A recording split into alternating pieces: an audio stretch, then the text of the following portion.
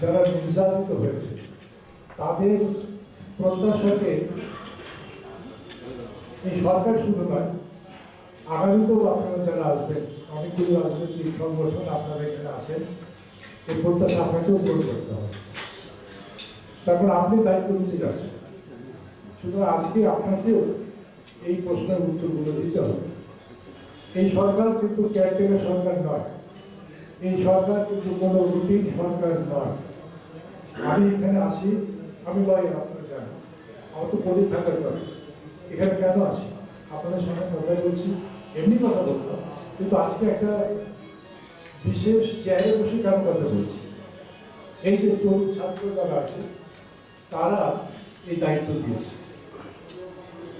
তারা মনে করেছে যে না, এই রাষ্ট্রকে চলমান হতে হবে, ভ্যাকুয়াম সৃষ্টি হতে পারে না, ফেল স্টেট হতে পারে না।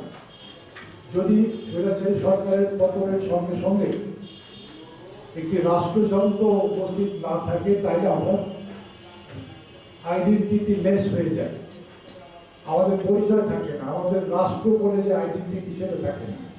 সেই জন্য ভালো দায়িত্ব দরকার।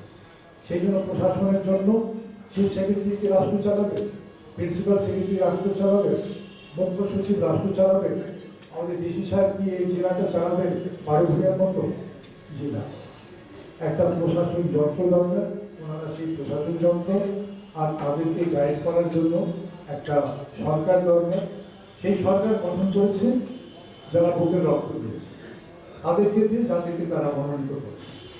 ডক্টর ইউনুসের তো সরকার প্রধান হওয়ার দরকার ছিল না, কিন্তু ইউনাইটেড নেশনসের সেক্রেটারি জেনারেল হতে পারে, কিন্তু দেশের ডাকে সাড়া দিয়ে রাষ্ট্রপ্রধান হয়েছে, প্রধান উপদেষ্টা হয়েছে। আমরাও যারা অন্যান্য উপদেষ্টা আছে, ছাত্রদের ডাকে সাড়া দিয়ে করেছে। সুতরাং আমরা হচ্ছি প্রতিনিধি, আমরা হচ্ছি ট্রাস্টি। এই ছাত্র জনতার যে গণ-অভ্যুত্থান, যে বিপ্লব শব্দটা আমরা হয়তো ব্যবহার করছি না, কিন্তু আদতে একটি বিপ্লব, তাদের প্রতিনিধি, তাদের ট্রাস্টি হিসাবে তাদের যে প্রত্যাশা, সেই প্রত্যাশাকে পূরণ করার জন্য আমরা এসেছি। আশা করি ইনশাআল্লাহ আমাদের সেই কাম্য বৈষম্যহীন বাংলাদেশ আমরা পাবো, এবং এটাকে আগে নিয়ে যাবে।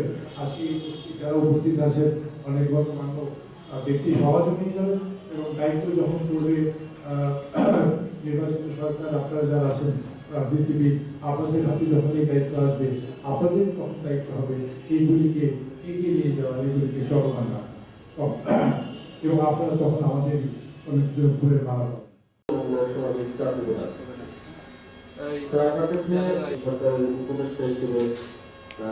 গুরুত্বপূর্ণ জায়গা আছে অঞ্চলে, বিশেষ করে যশোরে অনেক বিভিন্ন মানুষের